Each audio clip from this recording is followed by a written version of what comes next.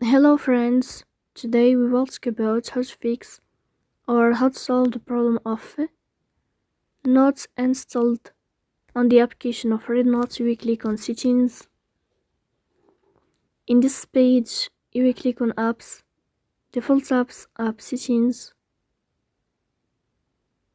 Here in this list you will scrolling down until you find this application of REDnote.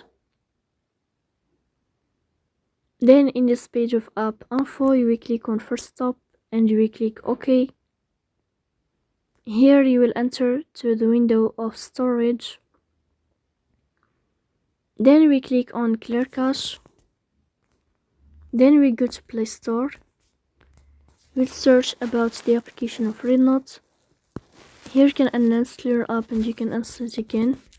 So please don't forget to support us by like and subscribe. See you next time and thank you for your watching.